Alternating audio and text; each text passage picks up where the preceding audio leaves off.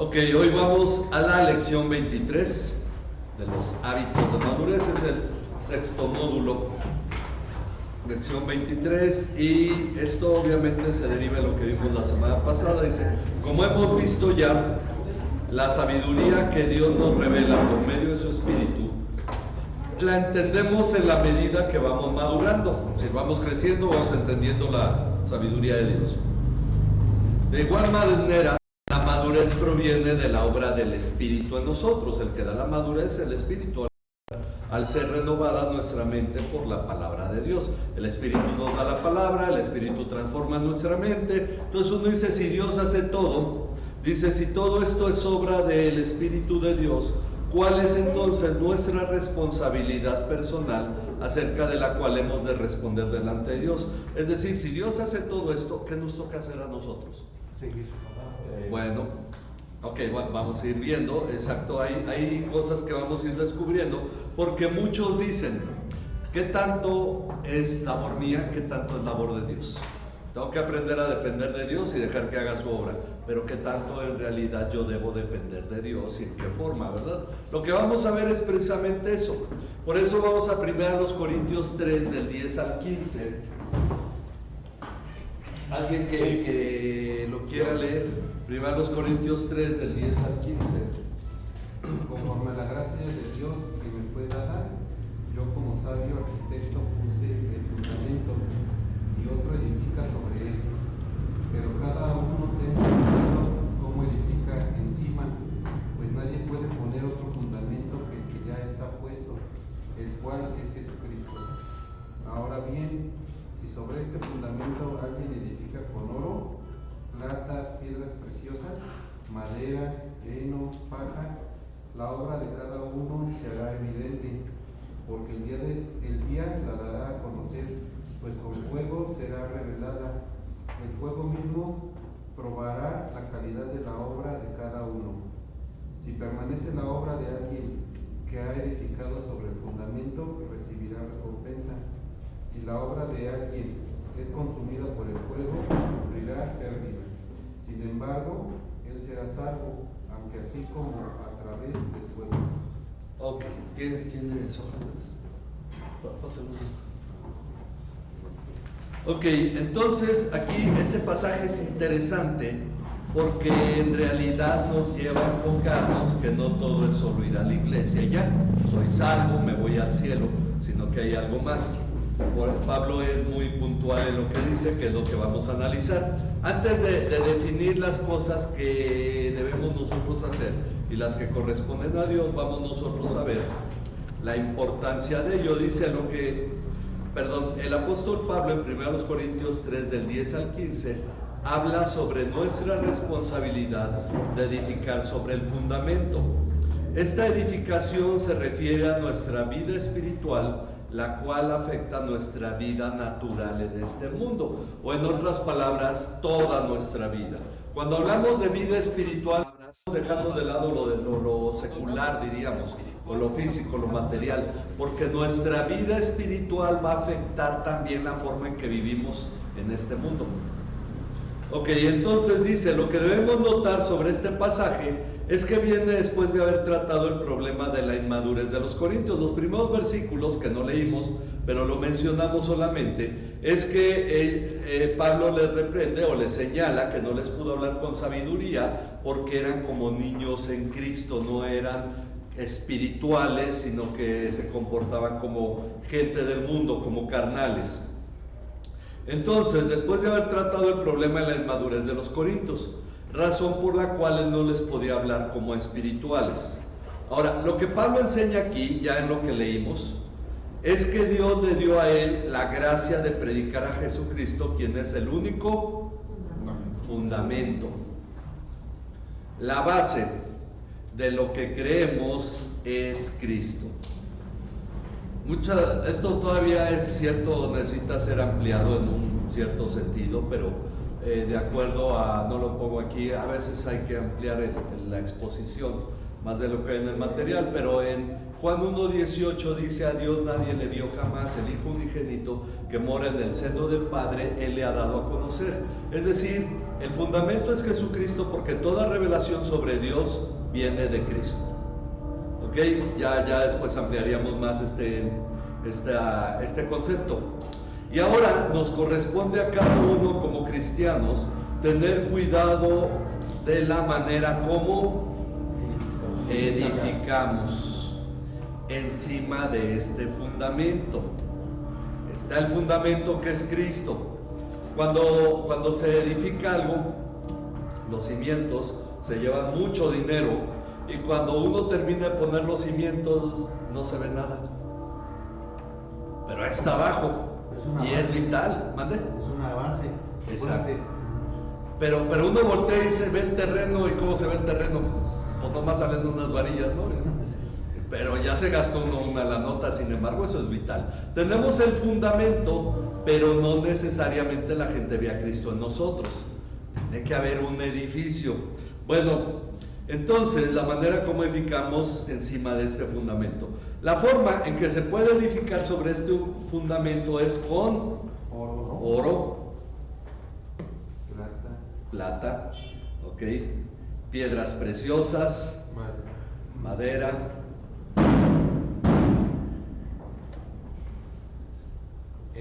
heno o paja. Si esto fuera literal, el cristianismo sería una religión de millonarios, ¿verdad? Claro, sí. Es evidente que no es literal, porque no vamos a edificar literalmente con oro, con plata, no me alcanzó para la paja. Pero no se trata. Es importante entender esta enseñanza conforme al sentido didáctico que utiliza el apóstol Pablo. En la primera carta a los Corintios le gusta este tipo de enseñanza, porque cuando habla del cuerpo de Cristo, ahí pone al estómago a hablar, y pone a los pies a hablar, a la mano a hablar, y que no soy pies, por eso no soy del cuerpo, y usa esas formas didácticas. Entonces, aquí utiliza ejemplos: oro, plata, piedras preciosas, madera, heno o paja. Entonces, es importante entender esta enseñanza conforme al sentido didáctico que utiliza el apóstol. Cada material alude a una cierta resistencia. Son representaciones de la forma en que se edifica la vida espiritual. La paja se refiere a edificar de manera superficial, porque obviamente, miren, esto se escribió muchos siglos antes de la de los 3 cochinitos y el lobo. Pero es un gran ejemplo, ¿sí o no? Ahora que fueron los incendios en California o los huracanes en Estados Unidos, ¿qué pasa con las casas? O se van. ¿Y qué pasa en México? Ahí se quedan y ahí siguen, ¿no? Entonces, porque el material tiene su importancia para perdurar después de los conflictos, ¿no? Bueno, entonces la paja se refiere a edificar de manera superficial y negligente. Un poco de oración muy de vez en cuando, asistencia intermitente a la iglesia, conocer la palabra de Dios pero no practicarla, etc. Por el otro lado, la edificación con material duradero se refiere a todo lo opuesto a ello: ser ferviente en la oración, meditar continuamente en la palabra, congregarse constantemente, etc. Todo lo que podemos entender como el sentido de nuestra edificación. La importancia de ser cuidadosos en esta edificación es que la obra de cada uno, es decir, la forma en que edificamos, se hará evidente cuando, ¿qué cosa la va a dar a conocer? El fuego. Antes del fuego hay otra palabra. El día. Ok, dice: el día la dará. El día la dará a conocer. Ok, el día la dé a conocer, pues va a ser revelada con fuego. Y entonces aquí Pablo toma algún aspecto que nos llama la atención, y hay 2 formas de entender el día y el sentido del fuego. El día se puede referir, vamos a 2 Corintios 5:10. Alguien que lo lea, 2 Corintios 5:10. No me refería a la gente. No, segunda a los Corintios. Ese es primero. Vamos a 2 Corintios 5:10. ¿Alguien más de una Porque vez todos que nos nosotros debemos comparecer ante el tribunal de Cristo para que cada uno sea recompensado por sus hechos, estando en el cuerpo de acuerdo con lo que hizo, sea bueno o sea malo? Ok, entonces, el día se puede referir al día del juicio cuando todos compareceremos ante el tribunal de Cristo. No hay eso de a mí Dios no me va a juzgar, yo no. Todos compareceremos ante el tribunal de Cristo. Entonces no voy directo a las bodas del Cordero. No hay eso de que a mí yo me voy en el rapto, a mí no me juzga el Señor y yo me voy como ahora sí, por el segundo piso. Pase VIP. Exacto, por el tag. No, todos compareceremos ante el tribunal de Cristo. Sí es cierto que muchos toman esa idea, me voy en el pacto y ya no paso yo al juicio. Pero hasta el ladrón en la cruz, que Jesús le dijo, estarás conmigo en el paraíso, estará en el juicio. ¿Por qué? Porque si tú hiciste lo bueno, ¿cómo te premiará Dios si no hay juicio? Dice ahí, ¿para qué? Porque de hecho dice, para ser recompensado por nuestros hechos, estando en el cuerpo, de acuerdo con lo que hicimos, sea bueno o sea malo. Hiciste lo bueno, tendrás recompensa de ello. Hiciste lo malo, recibirás lo correspondiente a ello. Entonces el juicio no solamente es para lo malo, para condenación, sino también incluso para premiación. Sin embargo, aunque es una realidad que compareceremos ante el tribunal de Cristo, el que nuestra obra sea revelada por el fuego puede no aplicar a este pasaje, porque ahí no hay fuego. Bueno, por otra parte tenemos Efesios 6:13. ¿Qué dice Efesios 6:13? Por tanto, tomen toda la armadura de Dios, para que puedan resistir en el día malo, y habiéndolo hecho todo, estar firmes. Ok, vemos que al tomar la armadura de Dios, al tomar la armadura de Dios, podremos resistir ¿cuándo? El día malo. En el día malo. Y nuevamente viene una especificación sobre el día malo. Y habiéndolo hecho todo, estar firmes. Esto nos muestra que el día puede referirse al día de la prueba. Es decir, ¿dónde está el fuego? Primera de Pedro 1, del 6 al 7, son 2 versículos, pero Primera de Pedro 1, 6 y 7. En lo cual ustedes se regocijan grandemente, aunque ahora por un poco de tiempo, si es necesario, sean afligidos con diversas pruebas, para que la prueba de la fe de ustedes, más preciosa que el oro, que perece, aunque probado por fuego, sea hallada, que resulte en alabanza, gloria y honor en la revelación de Cristo. Ok, le pueden pasar hojas.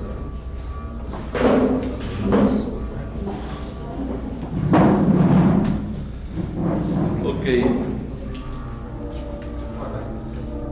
Entonces nos dice, el fuego relacionado con la prueba lo encontramos en Primera de Pedro 1 del 6 al 7. Pues ahora por un poco de tiempo, si es necesario, seremos afligidos con diversas pruebas. Ok, ya mencionamos el día malo, las pruebas, para que la prueba de nuestra fe, la cual es más preciosa que el oro. Hay términos que se van repitiendo, pero aquí está explicando. El oro que perece y que es probado ¿por qué? Por fuego. En un modo, lo que está aplicando es una comparación entre el oro, porque el oro ¿cómo se limpia? Con fuego. Se funde, ¿verdad? Para que todo lo que se llama escoria quede arriba y se pueda limpiar la escoria y quede el oro puro. Bueno, el oro se echa a perder finalmente, el oro es perecedero, no trasciende a la eternidad, pero es probado por fuego, entonces cuanto más nuestra fe. Eso es lo que está diciendo Pedro. Entonces ya está colocando el papel del fuego, no que vamos a ser probados literalmente por fuego, pero el fuego se aplica en el sentido de que el fuego era para probar la calidad de un material, porque si probamos el heno y la paja y la madera en el fuego, ¿qué va a pasar? Se van a quemar, a consumir, ¿verdad? Ok, entonces dice el oro que perece y que es probado por fuego, nuestra fe sea hallada que resulta en alabanza, gloria y honor. Resulta en alabanza, gloria y honor en la revelación de Jesucristo, es decir, cuando Cristo vuelva. La revelación de Jesucristo es el día en que Cristo vuelve. Une ambas cosas. Nosotros hablamos de que aún nuestra obra va a ser juzgada delante de Cristo. Lo que hayamos hecho estando en el cuerpo, sea bueno o sea malo, es nuestra edificación y va a ser evaluada. Pero está en la prueba. Dice, así que el fuego mismo probará ya volviendo a 1 Corintios 3. Volviendo a 1 Corintios 3, versículo 13.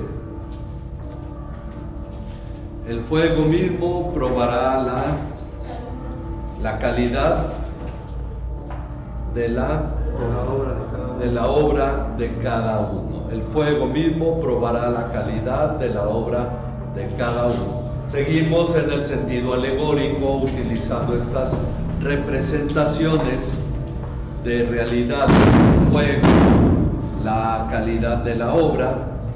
Si permanece la obra que alguien ha edificado sobre el fundamento, recibirá recompensa.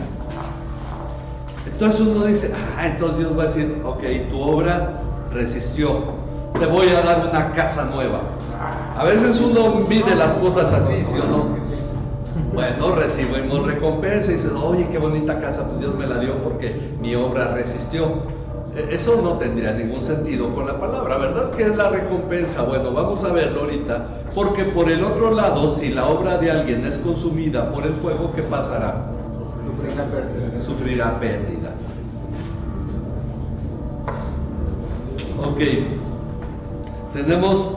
Es por eso que este pasaje es interesante, porque muchos cristianos pueden hablar sobre diferentes temas que giran alrededor de pero nunca llegan al centro.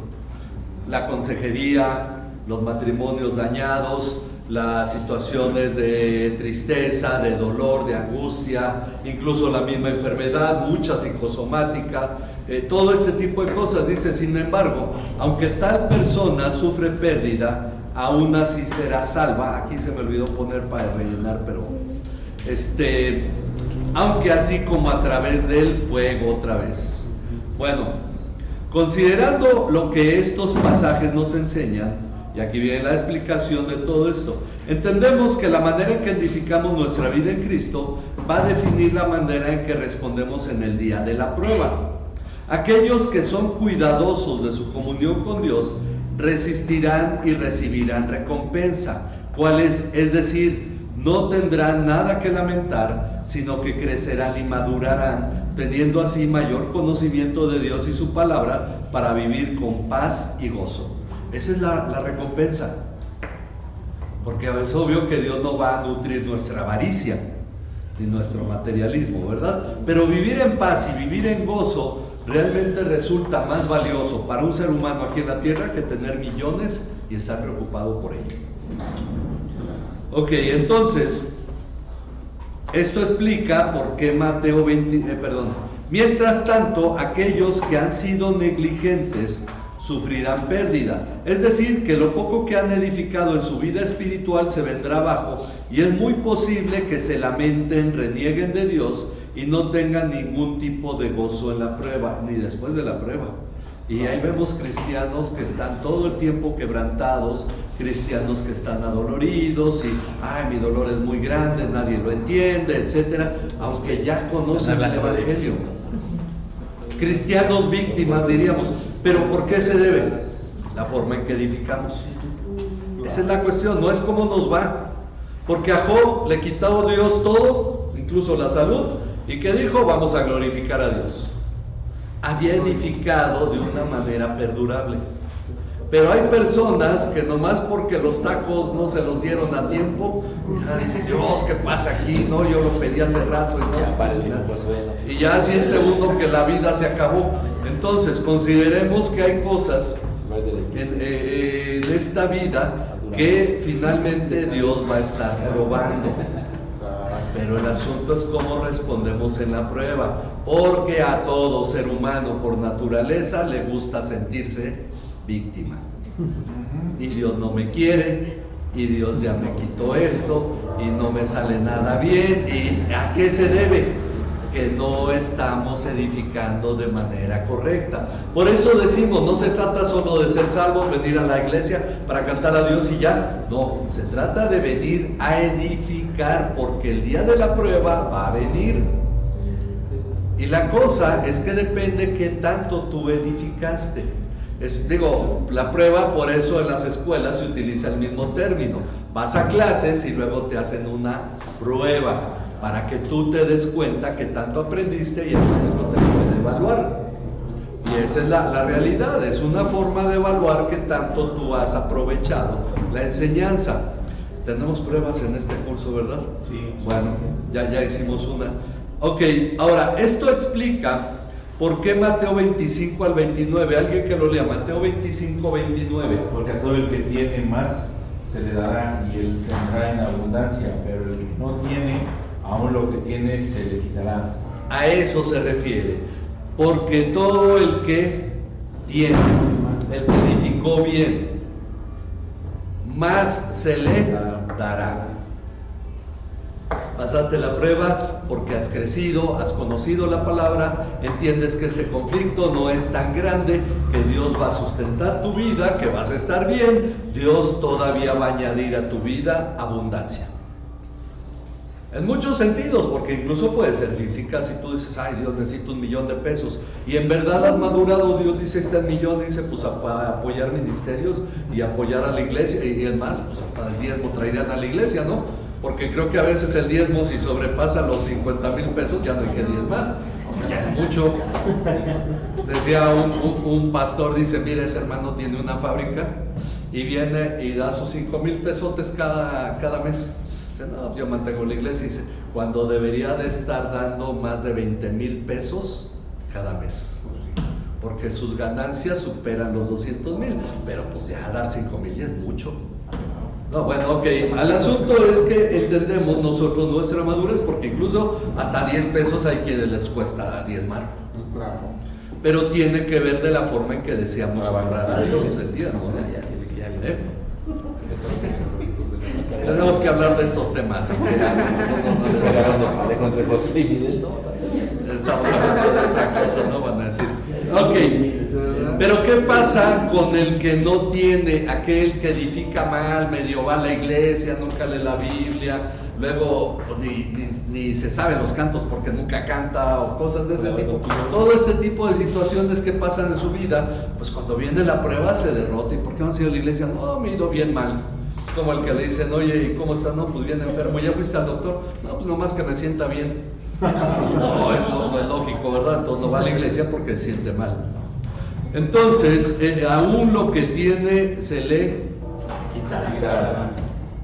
Y eso es lo triste. Muchas iglesias no están enseñando a los cristianos a edificar. Y ese es el verdadero problema en nuestra cultura, porque si ustedes analizan, miren, yo leo los comentarios de publicaciones y las publicaciones en X. ¿Saben cuál es el consenso amplio del cristianismo en este mundo? Que es el creador de las guerras, porque los países más problemáticos del mundo son aquellos que se dicen ser cristianos. Por lo menos Inglaterra, Estados Unidos, metiendo la cuchara, donde se dicen el cristianismo es una peste para el mundo, lo toman muchos así. Porque una persona, un presidente actualmente, mucho con pastores y todo, y lo tienen fotografía, ¿y cuál es el ejemplo que da al mundo? Entonces, el cristianismo está ahorita en una imagen realmente catastrófica, porque el cristianismo tal solamente sabe hacer ciertas cosas, pero no madura. El cristianismo occidental, que debería ser maduro, es un mal ejemplo para el mundo, y el nombre de Cristo es vituperado por causa del mal cristianismo. Porque los pastores, ¿en qué se están preocupando? Y esa es la otra. Ser pastores, en cierto modo, culturalmente una vergüenza. Porque cuántas cosas nos dicen malas de los pastores. Porque además de no conocer bien la palabra, muchos de ellos La realidad es que no están enseñando a la iglesia a edificar, sino que están buscando recibir dinero. Por eso temas como el diezmo parecen tabú. Por eso por ahí tenemos el libro ¿A quién pertenece el dinero?, que se escribió para que las iglesias no diezmen, porque diezmar es abuso del pastor, y quitamos el diezmo de la iglesia cuando es una forma de honrar a Dios. Pero el problema es la falta de madurez de la iglesia occidental. Y la iglesia occidental va en caída, pero tremendamente. La pregunta es, ¿la iglesia latinoamericana está preparada para tomar un lugar de madurez? Eso es lo que tenemos que considerar. Realmente los pastores y los creyentes latinoamericanos están en verdad edificando con oro, plata, piedras preciosas, porque mucho cristianismo es primeramente comercial. Esa es una tragedia tremenda. Por la gracia de Dios, la iglesia sigue existiendo. Hace cerca de 20 años, George McDowell escribió un libro llamado La última generación de cristianos. Pero él llegó a una conclusión: la iglesia seguirá a pesar de todo, porque es de Cristo y Dios la sostiene. El problema es cómo seguirá la iglesia. Y eso es lo que estamos viendo hoy. Entonces, esto nos habla a nosotros de la importancia de edificar. Dice: esto no significa que estos últimos, los que nada tienen, los que edificaron mal, perderán su salvación, pues la salvación es por la gracia de Dios y no es una recompensa al buen comportamiento por la pérdida en sus vidas. Pero la pérdida en sus vidas será real. La salvación no es recompensa de nada, por lo tanto no depende del cristiano retenerla. Es por gracia. Dios nos la dio, ahí está. El asunto es que cómo usamos la salvación y de qué manera edificamos en ella puede generar pérdida en la vida del cristiano, si es irresponsable. Jesús mismo, aquí ya no lo agregué porque lo vimos en la lección anterior, pero cuando habla de aquel que oye sus palabras y las pone en práctica, edifica sobre la roca. Vienen las pruebas y la casa se mantiene firme, porque estaba bien cimentada. Pero el que oye sus palabras, no las pone en práctica, es como el que edifica en la arena. Viene la prueba, vienen las lluvias y dice: es grande su ruina. Es el cristiano que sufre porque no pone en práctica la palabra de Jesús. Ok, así que teniendo claro que las pruebas vienen de parte de Dios a todo cristiano, y conociendo que es nuestra responsabilidad edificar nuestra vida espiritual, debemos considerar edificar de manera responsable nuestra vida, participando de la obra de Dios a través de la iglesia, para así recibir recompensa. En Efesios 6, que leímos hace un rato, ya nos dice que va a venir el día malo. En 1 Pedro 1, 6 y 7 ya nos dice que van a venir las pruebas. Ya sabemos. El punto es cómo nos preparamos para esos días. Porque cuando vino José como gobernador de Egipto, Dios le dijo que iba a haber, ¿cuántos años? 7 años. De abundancia. No, pues echar las campanas a vuelo, no. Los 7 años de abundancia era porque después vendrían 7 años de necesidad. Él ya sabía, poder haber dicho: no, pues voy a ver cuánto saco de tajada en estos 7 años buenos y me voy de Egipto, me voy a otro lado cuando vengan los 7 años malos. No era ese el propósito. El asunto es que ya también nuestra vida está anunciado. Vas a tener pruebas. ¿Qué tan preparado estás? Si ya Dios nos lo está anunciando, entonces, por eso dice, tengamos en cuenta las palabras de 2 de Pedro 3:14. Alguien que lo lea. Por tanto, amados, puesto que ustedes aguardan estas cosas, procuren con diligencia ser hallados por Él en paz, sin mancha e irreprensibles. Ok, perdón, no me brinqué bueno, vamos a llenar y regreso a lo que me brinqué. Tengamos en cuenta estas palabras. Por tanto, amados, puesto que ustedes aguardan estas cosas, procuren con diligencia ser hallados por Él en paz. La venida de Cristo, que es el tema que está tocando Pedro, que los incrédulos dicen: ya se tardó, no va a venir.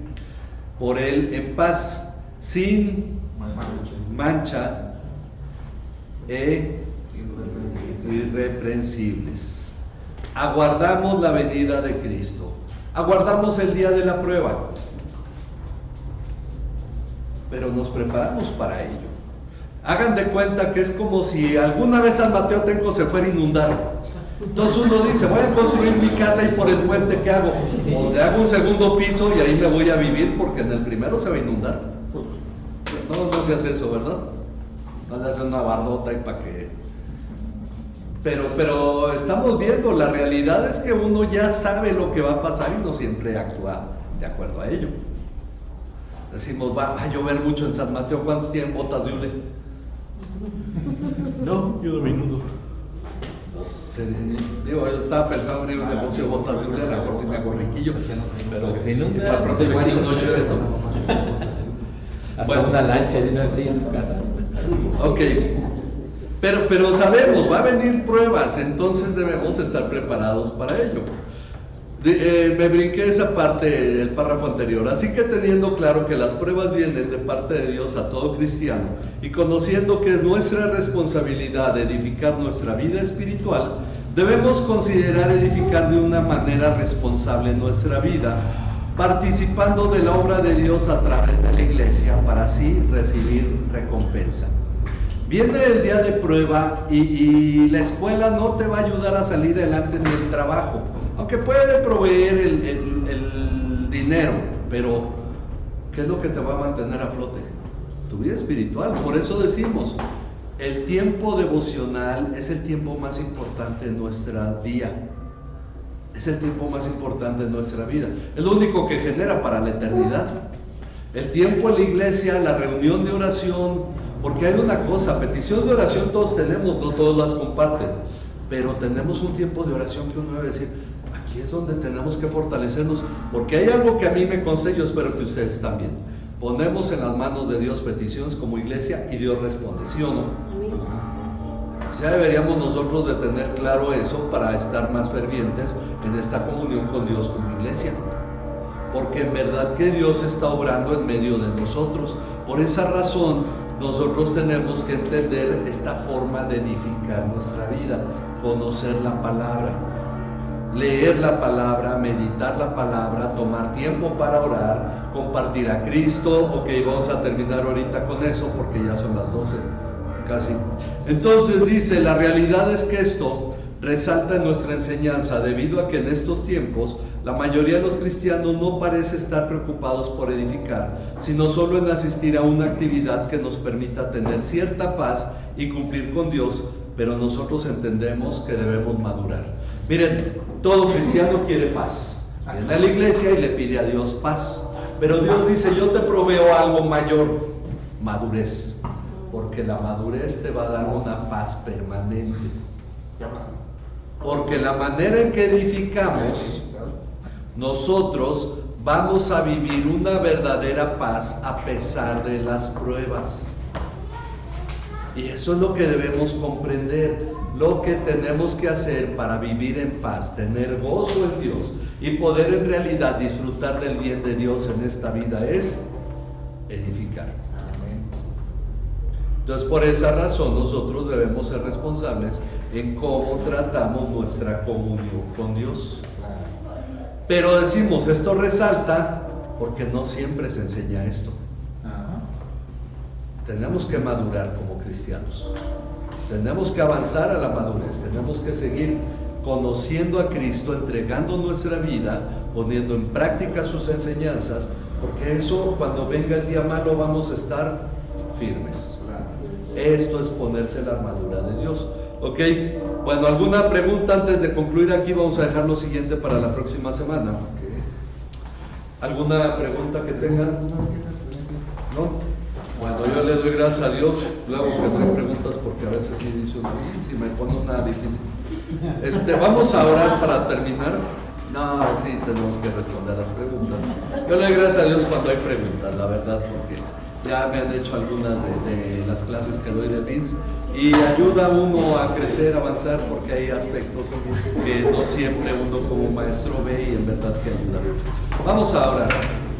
Padre, agradecemos tu bondad y cuidado hacia nuestra vida. Ponemos en tus manos, Señor, todo lo que tú nos has concedido para llevar a cabo en esta vida, el ministerio que nos has dado, Padre, los dones con los que nos has provisto, Señor. Y ahora, Padre, también entendemos lo que tú esperas que nosotros desarrollemos con ello. Te pedimos que tú nos guíes y nos des entendimiento de las cosas, para que seamos guardados en el hueco de tu mano. No te apartes de nosotros, fortalécenos, Señor, y danos entendimiento de tu voluntad. En el nombre de tu Hijo Jesucristo, nuestro Señor y Salvador. Amén. Amén. Amén. Vamos a prepararnos. Gracias. Nos despedimos todos los que nos ven por internet. Dios les bendiga. Vamos a